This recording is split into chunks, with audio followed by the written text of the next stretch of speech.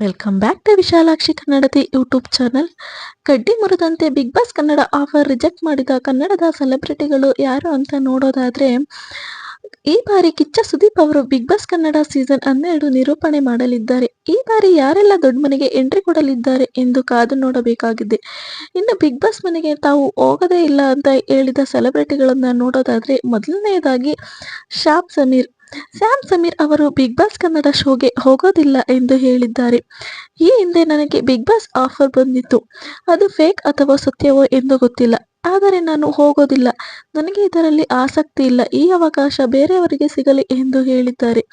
ಇನ್ನು ಎರಡನೆಯದಾಗಿ ನೋಡೋದಾದ್ರೆ, Jayaprakash Shetty. Bigg Boss Kannada season 12 offer ಬಂದಿದ್ದು ಸತ್ಯ. ಆದರೆ ನಾನು ಹೋಗೋದಿಲ್ಲ ಎಂದು ಸುದ್ದಿ ನಿರೂಪಕ ಜಯಪ್ರಕಾಶ್ ಶೆಟ್ಟಿ ಹೇಳಿದ್ದಾರೆ. ಇನ್ನು ಮೂರನೆಯದಾಗಿ ನೋಡೋದಾದ್ರೆ, ನಟಿ ಶ್ರುತಿ ಹರಿಹರನ್ ಕೂಡ ಬಿಗ್ ಬಾಸ್ ಶೋನಿಂದ ಯಾವುದೇ ಆಫರ್ ಬಂದಿಲ್ಲ, ಹೋಗೋದು ಇಲ್ಲ ಎಂದು ಕಳೆದ ವರ್ಷವೇ ಹೇಳಿದ್ದರು. ಇನ್ನು ನಾಲ್ಕನೆಯದಾಗಿ ನೋಡೋದಾದ್ರೆ, ಮೇಘನಾ ರಾಜ್.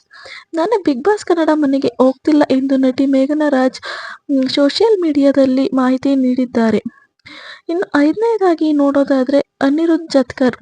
ಕೆಲ ಸೀಸನ್ಗಳಿಂದ ನಟ ಅನಿರುದ್ಧ್ ಅವರು ಬಿಗ್ ಬಾಸ್ ಮನೆಗೆ ಹೋಗ್ತಾರೆ ಎಂಬ ಮಾತುಗಳು ಕೇಳಿ ಬರುತ್ತಿವೆ. ಆದರೆ ಅವರು ಹೋಗ್ತಿಲ್ಲ. ಇನ್ನು ಆರನೆಯದಾಗಿ ನೋಡೋದಾದ್ರೆ, ನಟಿ ಅಶ್ವಿನಿ.